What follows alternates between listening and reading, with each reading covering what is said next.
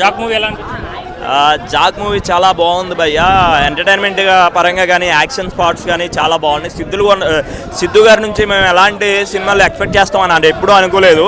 ఒక love and romantic angle మాత్రమే చూస్తూ ఉన్నాం. ఒక ఎంటర్టైన్మెంట్ ఫన్నీ వేలోనే చూసాం. కానీ ఈ సినిమాతో ఈ సిద్ధు జొన్నలగడ్డ నుంచి ఒక యాక్షన్ ఓరియంటెడ్ మూవీ కూడా మేమైతే చూడడం జరిగింది. చాలా బాగుంది, చాలా హైలైట్ అనిపించింది సీన్లన్నీ కూడా. వైష్ణవి చైతన్య పర్ఫార్మెన్స్ ఎలా అనిపించింది? వైష్ణవి చైతన్య పర్ఫార్మెన్స్ గురించి చెప్పుకుంటే కొంచెం ఏమనిపించలేదు. ఎందుకంటే ఆవిడ స్క్రీన్ మీద కనిపించగానే మనం కుర్రోళ్ళందరూ ఏమనుకుంటారు, ఒక రొమాంటిక్ అండ్ ఇవన్నీ కోరుకుంటారు అనమాట. కానీ ఈ సినిమాలో అవన్నీ తక్కువ ఉన్నాయి. తనకి తక్కువ లెంత్ అయితే ఇవ్వడం అయితే జరిగింది. సో ఇంకొంచెం ఎక్కువ ఉంటే బాగుండేమో అనే ఫీలింగ్ నాకు అనిపించింది అనమాట.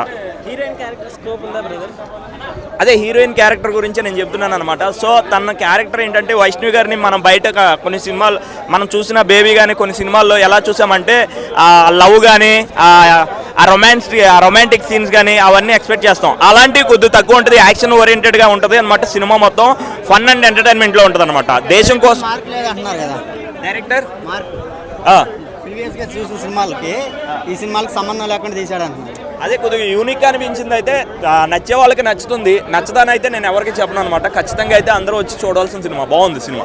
సినిమాలో డ్రాబ్యాక్స్ అంటే ఏం చెప్తారు? ఏంటి డ్రాబ్యాక్స్ అంటే నెగిటివ్స్ అంటే ఏం చెప్తారు?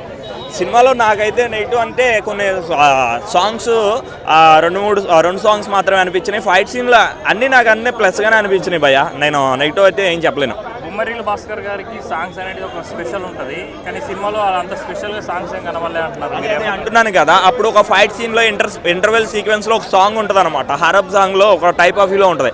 ఆ సాంగ్ అయితే హైలైట్ సాంగ్. సినిమా రేటింగ్ ఎంత ఇస్తాను? 5కి నేను 3 ఇస్తాను.